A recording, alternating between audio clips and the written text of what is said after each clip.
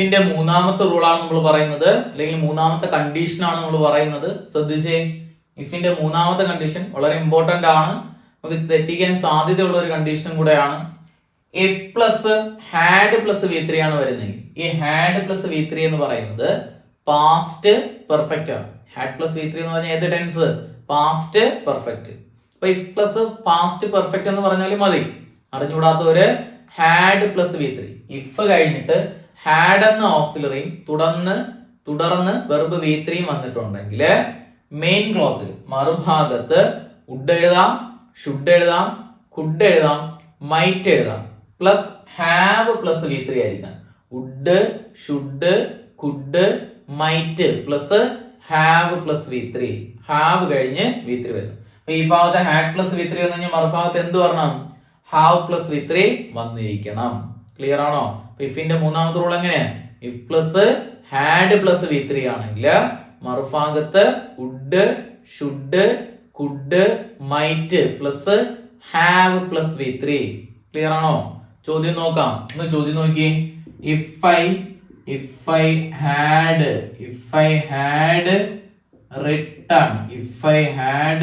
written an exam, if I had written an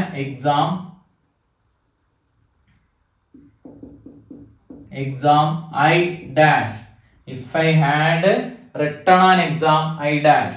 ബ്രാക്കറ്റില് will pass എന്ന് പറയുന്ന ഓപ്ഷനിലുണ്ട്, അതുപോലെ would pass എന്ന് പറയുന്ന ഓപ്ഷനിലുണ്ട്, അതുപോലെ would have passed എന്ന് പറയുന്നത് ഓപ്ഷനിലുണ്ട്. ലാസ്റ്റത്തത് നൺ ഓഫ് ദിസ്. ഒന്ന് പറഞ്ഞു നോക്കിയേ. നമ്മൾ പറഞ്ഞത് ഇഫ് പ്ലസ് ഹാഡ് പ്ലസ് വി3 ആണെങ്കിൽ മറുഭാഗത്ത് would, should, could, might plus have plus വി3. ഒന്ന് ചോദ്യം നോക്കിയേ. ഇഫ് കഴിഞ്ഞിട്ട് if I had written, if കഴിഞ്ഞിട്ട് ഹാഡ് റിട്ടൺ എന്ന് പറയുന്നത് എക്സാമ്പിള് ഹാഡ് പ്ലസ് വി3ക്ക് എക്സാമ്പിൾ. മറുഭാഗത്ത് ഏതൊക്കെ വരാം? വുഡ് വരാം, ഷുഡ് വരാം, കുഡ് വരാം, മൈറ്റ്. ഇതിൽ ഏതെങ്കിലും ഒരു auxiliary plus have plus V3. Verb V3 ആണ്. ഇവിടെയും വി3, ഇവിടെയും വി3. വെർബ് മാറിപ്പോകരുത്. അപ്പൊ വിൽ പാസ് ഓപ്ഷനിലുണ്ട്, വുഡ് പാസ് ഉണ്ട്, വുഡ് ഹാവ് പാസ്ഡ് ഉണ്ട്, നൺ ഓഫ് ദീസ്. ഇപ്പൊ വിൽ പാസ് വരുമോ? വരില്ല. വുഡ് പാസ് വരുമോ? വരില്ല. വുഡ് ഹാവ് പാസ്ഡ് ഉത്തരമായിട്ട് വരുന്നു. നൺ ഓഫ് ദീസും അല്ല. ഇപ്പൊ ക്ലിയർ ആണോ? അപ്പൊ ഇഫിന്റെ മൂന്നാമത്തെ കണ്ടീഷൻ എങ്ങനെ പറഞ്ഞു? ഇഫ് പ്ലസ് ഹാഡ് പ്ലസ് വി3 ആണെങ്കിൽ മറുഭാഗത്ത് would, should, could, might plus have plus വി3 ഉത്തരമായിട്ട് വരുന്നു. അപ്പൊ ഇഫ് ക്ലോസ് അത്രയാണ്. ഇഫുമായിട്ട് ബന്ധപ്പെട്ട് പ്രധാനമായും 3 റൂളാണ്. നമ്മൾ ആ 3 റൂളും പറഞ്ഞു. ഒന്ന് ജസ്റ്റ് ഒന്ന് പറഞ്ഞിട്ട് ഒരു എക്സെപ്ഷണൽ കേസും കൂടെ ഞാൻ പറഞ്ഞു തരും. നമ്മൾ ഹാഡിന്റെ കാര്യം പാസ്റ്റിൽ നമ്മൾ ഹാഡ് ഒന്ന് മാറ്റി വെക്കണമെന്ന് പറഞ്ഞിരുന്നു. അവിടെ വാസ് വേറെ മാത്രമേ പറഞ്ഞുള്ളൂ, ഹാഡ് അവിടെ പറഞ്ഞിട്ടില്ല. പകരം നമ്മൾ മൂന്നാമത്തെ റൂളിൽ ഹാഡ് വെച്ചിട്ടുള്ള റൂള് പറഞ്ഞു. ഈ ഹാഡ് വരുന്ന സെന്റൻസുകൾക്ക് വേറൊരു പ്രത്യേകത കൂടി ഉണ്ട്. ശ്രദ്ധിച്ചോ? ഇനി നോക്കിയാൽ നമ്മൾ നേരത്തെ പറഞ്ഞ എങ്ങനെയായിരുന്നു മൂന്നാമത്തെ condition? If plus had plus വി3 വന്നാൽ മറുഭാഗത്ത് ഏതൊക്കെ ഉത്തരം? Would, should, could, might plus have plus വി3 ആയിരിക്കും. എന്നാൽ നിങ്ങൾ ഒന്ന് ശ്രദ്ധിക്കുക.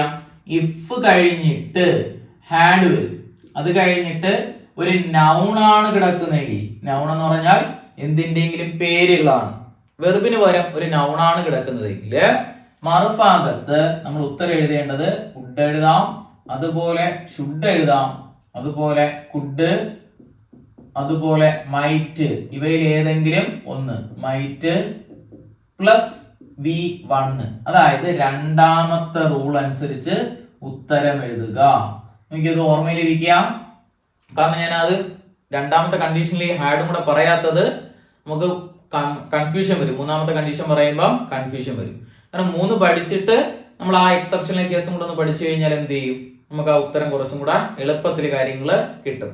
അപ്പൊ ഇഫ് കഴിഞ്ഞിട്ട് ഹാഡ് പ്ലസ് നൗൺ ആണ് വരുന്നതെങ്കിൽ, നൗൺ എന്ന് പറഞ്ഞാൽ എന്തെങ്കിലും ഒരു പേരുകളാണ് വരുന്നതെങ്കിൽ മറുഭാഗത്ത് would, should, could, might plus v1. ഇവിടെ എന്ത് എഴുതാൻ പാടില്ല? ഹാവ് പ്ലസ് v3 എഴുതാൻ പാടില്ല. രണ്ടാമത്തെ റൂൾ അനുസരിച്ച് ഉത്തരം എഴുതുക. കാരണം എന്താണെന്ന് അറിയാമോ? ഇവിടെ കണ്ട നൗണ് ഇല്ലാത്തതുകൊണ്ട് അല്ലെങ്കിൽ വെർബ് അല്ല വരുന്നത് കൊണ്ട് ഒരു നൗൺ ആണ് വരുന്നതുകൊണ്ട് ഈ ഹാഡ് നമ്മൾ എന്തായിട്ട് എടുക്കുന്നു? ഒരു വെർബായിട്ട് എടുക്കുക, V2 ഫോമിൽ വെർബായിട്ട് കരുതുന്നു.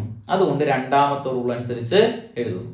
ഇപ്പൊ ഹാഡ് കഴിഞ്ഞിട്ട് ഒരു നൗൺ ആണ് കിടക്കുന്നതെങ്കിൽ രണ്ടാമത്തെ റൂൾ അനുസരിച്ച് ഉത്തരം എഴുതുക. ക്ലിയർ ആണോ? ഓക്കെ, പറഞ്ഞു നോക്കാം. അതിന് ചോദ്യം നോക്കിയേ. If I had money I dash a car. ഓപ്ഷനില് വിൽ ബൈ ഓപ്ഷനിലുണ്ട്, അതുപോലെ വുഡ് ബൈ എന്നത് ഓപ്ഷനിലുണ്ട്, അതുപോലെ വുഡ് ഹാവ് ബോട്ട് എന്നത് ഓപ്ഷനിലുണ്ട്, ലാസ്റ്റത്തത് നൺ ഓഫ് ദീസ് ഉണ്ട്. ഒന്ന് ഉത്തരം പറഞ്ഞു നോക്കിയേ. ഇഫ് കഴിഞ്ഞിട്ട് ഹാഡ് കണ്ടു. ഹാഡ് മണി എന്ന് പറയുന്ന ഒരു നൗൺ ആണ്, അതുകൊണ്ട് ഉത്തരം ഏത് പറഞ്ഞു? ഹാഡ് പ്ലസ് നൗൺ വരുന്നതുകൊണ്ട് ഉത്തരം ഏത് വരുന്നു? വുഡ് വരാം, ഷുഡ് വരാം, കുഡ് വരാം, മൈറ്റ് പ്ലസ് V1 ഉത്തരമായിട്ട് എഴുതുക. നമുക്ക് വിൽ ബൈ വരില്ല, അതുപോലെ വുഡ് ബൈ ഉത്തരമായിട്ട് വരുന്നു. Would plus V1, would have bought വരില്ല, അതുപോലെ നൺ ഓഫ് ദിസ് വരില്ല. നിങ്ങൾ ഒരിക്കലും തെറ്റിക്കരുത്. ഹാവ് ഈ മൂന്നാമത്തെ ഓപ്ഷൻ എഴുതരുത്. ഹാഡ് കഴിഞ്ഞിട്ട് ഒരു നൗൺ ആണ് വരുന്നതെങ്കിൽ രണ്ടാമത്തെ റൂൾ അനുസരിച്ച് ഉത്തരങ്ങൾ എഴുതുക. ഇവിടെ നമ്മൾ പറഞ്ഞത് ഹാഡ് കഴിഞ്ഞിട്ട് നൗൺ വരുന്നു എന്നല്ലേ പറഞ്ഞത്.